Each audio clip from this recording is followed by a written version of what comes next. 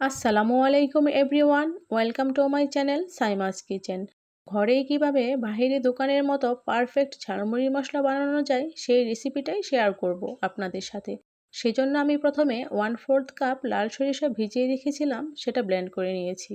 এখন এতে দিয়ে দিচ্ছি 1 টেবিল চামচ পরিমাণ লাল মরিচের গুঁড়ো, দিয়ে দিচ্ছি 1 চামচ পরিমাণ ধনিয়ার গুঁড়ো, দিয়ে দিচ্ছি 1 চামচ হলুদের গুঁড়ো, দিয়ে দিচ্ছি 1 চামচ গরম মশলার গুঁড়ো, দিয়ে দিচ্ছি 1 চামচ পরিমাণ পাঁচফোড়নের গুঁড়ো।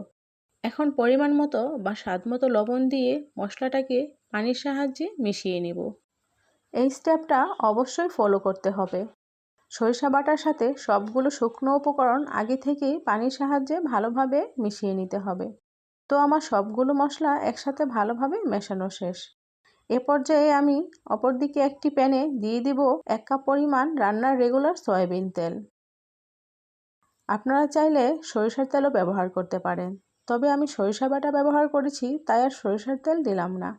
এখন আমি এতে দিয়ে দিব 1 কাপ পরিমাণ পেঁয়াজ বাটা। পেঁয়াজ বাটা ভালোভাবে তেলের সাথে নেড়েচেড়ে কিছুক্ষণ মিশিয়ে নিব। আর এখন দিয়ে দিব 1 চামচ পরিমাণ আদা বাটা, দিয়ে দিব 1 চামচ পরিমাণ রসুন বাটা। এ পর্যায়ে এই মশলাগুলো ভালোভাবে তেলের সাথে নেড়েচেড়ে মিশিয়ে নেব আর ভাজতে থাকবো যতক্ষণ না এর কাঁচা স্মেলটা দূর হয়ে যায়। আমার মশলাটা ভালোভাবে ভাজা শেষ। এখন এই পর্যায়ে আমি আগে থেকে যে মশলাটা বানিয়ে রেখেছিলাম সেই মশলার সবটুকুই দিয়ে দেব।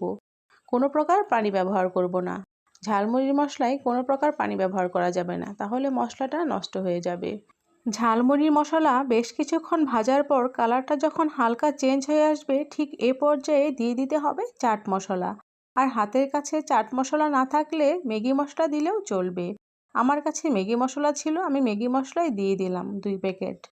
মশলাটা আরও বেশ কিছুক্ষণ ভেজে নিব। ভাজতে ভাজতে একটা পর্যায়ে মশলার তেলটা উপরে চলে আসবে আর কালারটা ঠিক লালচে আকার ধারণ করবে। ঠিক এ পর্যায়ে বুঝতে হবে মশলাটা হয়ে এসেছে। আমার ঝালমুড়ির মশলা বানানো শেষ। মশলাটাকে আমি বেশ কিছুক্ষণ ঠান্ডা হতে দিব। মশলাটা ঠান্ডা হয়ে এলে একটা কাচের বয়ামে সংরক্ষণ করব।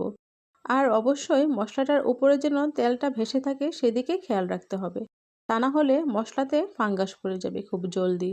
এই মশলাটা 4-5 দিন বাহিরে এমনিতেই ভালো থাকবে, তবে নর্মাল ফ্রিজে রাখলে 15-20 দিনের মতো ভালো থাকবে। আমি যে সকল উপকরণ ব্যবহার করেছি আর যতটুকু ব্যবহার করেছি তাতে আমার এই 1 বয়াম মশলা হয়েছে। আজকে যেহেতু মশলাটা বানিয়েছি তাই আপনাদের সাথে ঝালমুড়ি মাখানোটাও শেয়ার করছি। স্বাদ ও গন্ধে দোকানের মতোই পারফেক্ট হয়েছে। এভাবে আপনারাও বাসায় অবশ্যই ট্রাই করবেন। আমার ভিডিওটি কেমন লাগলো তা অবশ্যই জানাবেন।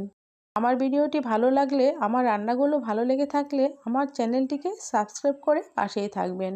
আল্লাহ হাফেজ।